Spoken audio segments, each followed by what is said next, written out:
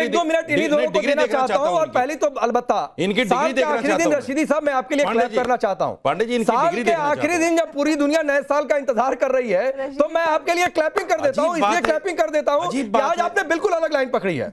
देश के सामने मौलाना साजिद रशीदी ने बिल्कुल अलग लाइन पकड़ी है। फतवे पर बरेलवी की क्लास लगा रहे हैं। बरेलवी जी बताइए क्या जवाब है? नहीं, सवाल ये है, अरे हमें जवाब देना मुश्किल हो जाता है। नहीं ठीक है, बरेलवी साहब बताइए क्या जवाब है? हमें जवाब देना मुश्किल हो जाता है। क्या जवाब है आपके? संवैधानिक देश में आपको किसने अधिकार दिया? सुनिए, चुप होंगे? अरे रशीदी साहब चुप होंगे? नहीं चुप होंगे? चुप हो गए, चुप हो गए। चुप हैं, बताइए। डिग्री दिखाइए पहले तो आप अपनी। नहीं, एक बार जवाब सुनिए। नहीं, मुफ्ती की डिग्री दिखाइए। ठीक है, डिग्री की बात बाद में, पहले जवाब सुनिए। देखो, जूता चप्पल खाने वाले लोग, अपराधी लोग, ये हमसे क्या डिग्री जवाब होता है? मांगेंगे?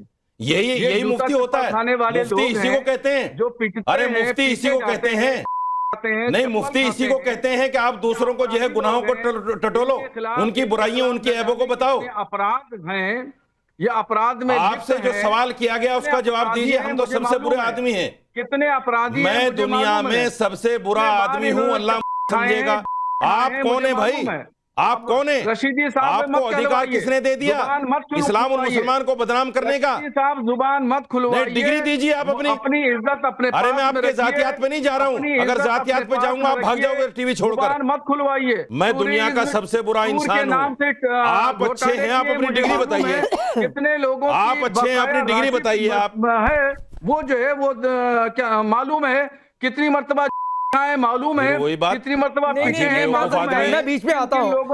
सुनिए बरेलवी साहब, एक तो पहली बात की किसी पर पर्सनल होने का कोई मतलब नहीं है। मैंने आपको उन्होंने कुछ आपसे सवाल पूछे, सर उसका सवाल पूछिए। किसने जूते खाए नहीं खाए, यही देखने के लिए डिबेट होती है। मैं तो रोजाना जूते खा रहा हूँ, तुम्हें क्या लेना देना? ये क्या बात होती है बरेलवी साहब? आप सवाल का जवाब दीजिए ना। दोनों तरफ का किराया दूंगा, दोनों तरफ का किराया दूंगा। मेरे पास आके डिग्री देख लीजिए। मेरे पास में आलिम क्यों नहीं? आप टीवी पर सवाल उठाते हैं तो टीवी पर डिग्री दिखाओ। मुफ्ती की डिग्री है। नहीं, आप टीवी पे सवाल उछालते हो तो टीवी पे डिग्री दिखाओ। डिग्री है मेरे पास बरेली में। बिल्कुल नहीं, आपने टीवी पे सवाल उछाले तो टीवी पे डिग्री दिखाओगे। आप दिखाऊंगा सबको, मैं अपनी आप टीवी पे डिग्री खाने वाले साजिद रशीदी को डिग्री दिखाऊंगा। अरे देश देखना चाहता है आपसे डिग्री दिखाऊंगा। मेरे पास आइए, दोनों तरफ का किराया दूंगा, खाने पीने के, अजीब बदतमीज आदमी है। खाने के चाय पीने के पैसे भी दूंगा। और मगर मैं कौन चाय पिएगा तुम्हारी भाई? एहतराम करूंगा। यहाँ कोई तुम्हारी चाय कौन पिएगा? आलिम फाजिल की डिग्री दिखाऊंगा, मुफ्ती की डिग्री पानी ना पीना पसंद करे कोई? और मैं इज्जत करता हूँ आलिम दीन की। अच्छा ठीक, एक मिनट बरेलवी साहब, शर्म नहीं आती? बरेलवी साहब, एक तो रशीदी साहब ने पूछा कि भाई ऐसे फतवे जारी कर देते हैं आप, संवैधानिक देश में ऐसे फतवों की जगह है क्या? आप कहते हैं मुल्क संविधान से चलेगा, आप शरीयत की बात क्यों लेकर आ जाते हैं? और फिर कोई दूसरा कुछ आकर कहेगा तो आप कहेंगे देखो रे भाई ये मुल्क संविधान, आप चिल्लाना शुरू कर देंगे। तो एक संवैधानिक मुल्क में ऐसे फतवों की क्या जगह है? और मौलाना साजिद रशीदी की बातों का कोई जवाब नहीं, तो आप पर्सनल हो रहे हैं उन पर। नहीं, मैंने जवाब दिया है। मैंने कहा मैं आलिम दीन हूं, डिग्री दिखाऊंगा। मैं डिग्री मुझे नहीं देखना है। आइए, मुझे डिग्री नहीं देखना है। आपकी डिग्री असली है, फर्जी है, मुझे उससे आपने एक बात कही है और वो बात क्या सही है मुझे इस पर डिबेट करनी है। और एक संवैधानिक मुल्क में जहां सभी धर्मों को समान नजर से देखा जाता है, जहां संविधान का हुक्म चलता है, आप कह रहे हैं शरीयत का हुक्म चलेगा? आप ये कह रहे हैं कि जाकर तौबा करें, कलमा पढ़े, नहीं तो गुनाह अजीम का शिकार है। नुसरत भरूचा, रशीदी का पक्ष मत लीजिए। अरे मैं किसी का पक्ष नहीं ले रहा हूँ, मैं किसी का पक्ष नहीं ले रहा हूँ। थोड़े दिन पहले आप कह रहे थे कि नए साल का जश्न मनाना नाजायज है। कौन कहता है कि ऐसे फतवे जारी करिए भाई? निष्पक्ष बात करिए। मैं आगे बढ़ता हूं, आगे ऐसे आदमी के खिलाफ कड़ी कार्रवाई होनी चाहिए, इसको जेल में जाना चाहिए। नहीं ठीक है रशीदी साहब, एक सवाल आपसे और मैं पूछ ही लेता हूं अभी, इससे पहले कि आगे बढ़ो। आप बरेलवी साहब की आलोचना तो कर रहे हैं, लेकिन कुछ दिन पहले डिंपल यादव को लेकर आपने जो टिप्पणी की थी वो क्या किसी फतवे से कम था या फतवा जैसा नहीं था?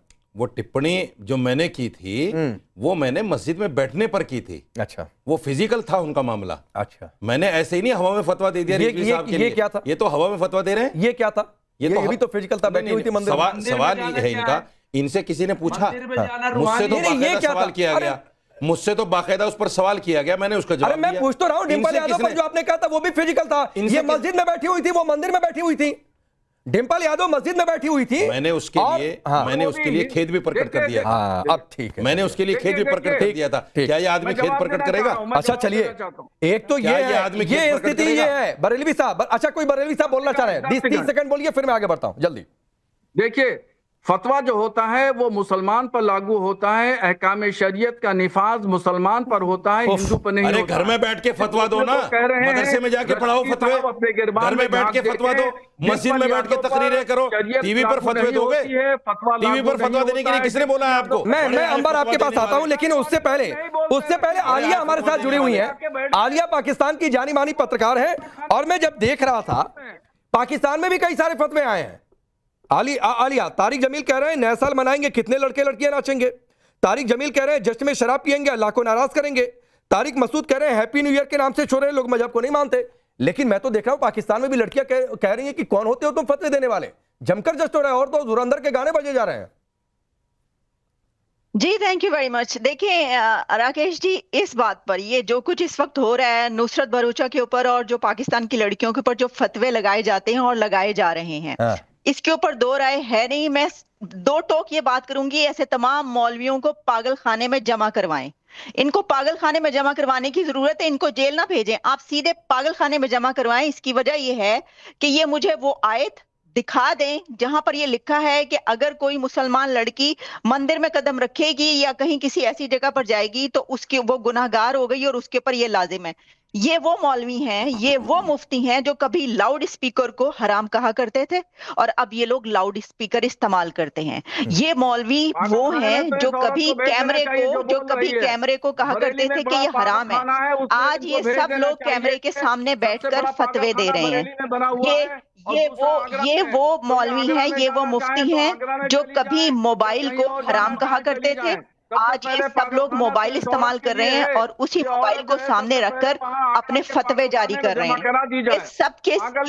ये सब मौलवी जो है ना, ये डबल स्टैंडर्ड। बरेलवी साहब सुन लीजिए सर, मैं इसके बाद तुरंत आ जाऊंगा। आज आप ही मुझे लग रहा है कटघरे में रह जाएंगे जब डिबेट खत्म होगी। बरेलवी साहब 30 सेकंड सुन लीजिए आलिया को, फिर आप रिप्लाई करिएगा। मैं बारी बारी से तुरंत सबके पास जाऊंगा, ठीक है?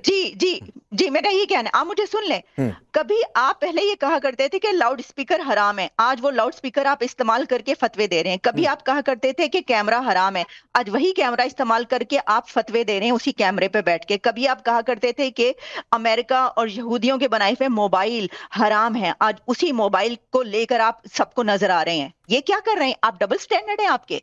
जब आपके इस्तेमाल में कोई चीज आती है, आपको वो सही लगती है तो वो हलाल हो जाती है, और अगर वो आपके लिए नहीं होती, एक औरत के लिए होती है, खातून के लिए और महिला के लिए होती है, तो वो हराम हो जाती है। आप होते कौन है? ये 21वीं सदी है, 21st सेंचुरी में बैठकर आप पत्थर के जमाने की बातें करते हैं। पत्थर के जमाने के वो तमाम आप रिवाज लाना चाहते हैं जिसमें आप औरत को पत्थर मार के संसार करना चाहते हैं। इसलिए मैंने कहा कि इनको पागल खाने में जमा करवाएं। ठीक है, आपकी क्या राय है? अंबर जैदी, आपकी क्या राय है? ये फतवे पर फतवे। थोड़ी दिन पहले बरेलवी साहब कह रहे थे नए साल का जश्न मत मनाइए, आप कह रहे हैं नुसरत भरूचा शरीयत की कस्टडी में। अल्लाह जो कहता है कि जो अल्लाह नियत को जानता है, हमारे दिलों को हाल को जानता है, तो मेरे समझ में नहीं आता। वैसे भी हमारे इस्लाम में तो मुल्ला मौलवी का कोई कॉन्सेप्ट ही नहीं है, तो ये बिचौलिए कहाँ से आ जाते हैं अपनी मौजूदगी को दर्ज कराने के लिए। हर दूसरे दिन कोई पागलों वाली बात बोल देते हैं टीवी पे बैठकर। यही परसों बोल रहे थे बरेलवी साहब कि भाई हमें यहूदो नसारा की नकल नहीं करनी चाहिए। आज ये हर वो यहूदो नसारा की हर इन्वेंशन, हर टेक्नोलॉजी, हर चीज का इस्तेमाल करके अपनी शक्ल दूसरों तक पहुंचाते हैं और दूसरों तक जूतों को खाने वाला काम करते हैं। तो सबसे पहले मैं तो इस बात को कहती हूं कि जितने भी मौलाना है, आलिया जी ने बोला कि उनको पागल खाने में डालना चाहिए, पागल खाने में तो डालें ही, साथ ही साथ इन सब की फ्रीडम ऑफ स्पीच और एक्सप्रेशन छीन लेना चाहिए। इनके पास होना ही नहीं चाहिए अधिकार कि खुद को एक्सप्रेस कर सके, क्योंकि जब मुंह खोलते हैं तब पागलों वाली बात करते हैं, तब आतंकवादी वाली बात करते हैं, तब अलगाववाद वाली बात करते हैं। आप कौन होते हैं ये इशू करने वाले कि भाई आप महिलाओं को क्या करना चाहिए, क्या नहीं करना चाहिए? मैं आज से जब आप बोलेंगे मैं आपको फतवा दूंगी कि आपको घर में बैठकर नमाज पढ़ानी चाहिए और अपने फतवे अपने घर वालों तक रखने चाहिए। सबसे पहले फतवे अपने आप पे लागू करो। आप खुद क्यों फॉलो नहीं करते हो इस्लाम की बातें? और इस्लाम को बदनाम करने के लिए टीवी पे आके बैठ जाते हैं, शर्म नहीं आती? आपको लगता है कि आप मौलाना हो, इस्लाम के पैरोकार हो? आप इस्लाम की सबसे बड़ा नुकसान कर रहे हो, सबसे बड़े गुनाहगार आप लोग इस्लाम के हो। आप लोगों से दोज़खें भरी भी होंगी, दोज़ख कम पड़ जाएगी आप लोगों से। और ये इस्लाम में खुद कहा है कि जो 14वीं सदी के मौलाना होंगे सबसे बड़े गुनाहगार होंगे। आप महिलाओं को तो डराते हो, लेकिन सबसे ज्यादा आपसे दोज़खें भरी भी होंगी। तो ये भी आप बताया करो, जब वीडियो बनाते हो तो उसमें ये भी बताया करो कि सबसे ज्यादा दोज़खें जब महिलाओं को बोलते हो कि आप भवें बनाएंगे, बाल कटाएंगी, नेल पॉलिश लगाएंगी, तो आपको दोज़ख में जाना पड़ेगा। 14वीं सदी के मौलानाओं से दोज़खें भरी होंगी। अब मैं हर दिन फतवा दूंगी। ठीक है। अब रिजवी साहब एक मिनट, एक और है आलम रिजवी साहब, अब मुझे बताइए कि दोज़ख में कौन जाएगा? दोज़ख में जाएंगे ये फतवे जारी करने वाले लोग जो कट्टरपंथी सोच जिसका विरोध तो यहां पर साजिद रशीदी जी भी आज कर रहे हैं, या फिर दोज़ख में वो लोग जाएंगे जो मंदिर में चले गए, या फिर जो इन फतवों को नहीं मान रहे? बहुत बहुत शुक्रिया। देखिए, मैं सबसे पहले बता दूं, बहुत ईमानदाराना, क्योंकि डिबेट बड़ी अच्छी हो रही है, तो सबसे बड़ी बात यह है और सबसे अहम बात यह है कि हमारा दीन इस्लाम जो है वो एक सेकुलर दीन है। मैं आपको बता रहा हूं, सेकुलर दीन है। और सेकुलर कैसे है मैं आपको बता रहा हूं। बिस्मिल्लाहिर्रहमानिर्रहीम, लकुम दीनकुम वलिय दीन। हमारा दीन हमारे साथ, आपका दीन आपके साथ, और यही सेकुलरिज्म है, सिखाता है। और दूसरी चीज कहता है कि ला इकराहा फिद्दीन, दीन में किसी किस्म का जबर नहीं है। तो ये बहुत पढ़ी जाने वाली आयतें हैं, इसमें बहुत ज्यादा वो नहीं है। तो इसलिए हमारा दीन एक तो सेकुलर है और दीन आजादी देता है, लेकिन जिस इदारे में और जिस इंस्टीट्यूशन में हम हैं वो हमें जरूर फॉलो करना पड़ेगा। आपने पूछा कि क्या सजा है, मैं आपसे पूछता हूं, नवरात्र में कोई मीट खा ले तो क्या सजा है? आप बताइए, दलित अगर वेद पढ़ ले तो उसकी क्या सजा है? कोई सजा नहीं है, वेद कोई भी पढ़ सकता है। अगर मंदिर मुमताज भाई बड़ी अच्छी शुरुआत की, लेकिन साथ आगे सुनिए, आप बताइए, मुमताज भाई सुनिए, अरे मुमताज भाई सुनिए, एक सवाल, मुमताज भाई एक मिनट सुनिए तो सही। एक आदमी दूसरे इंस्टीट्यूशन में है, एक आदमी फिल्मी लाइन में है, एक्टर है, अदाकार है।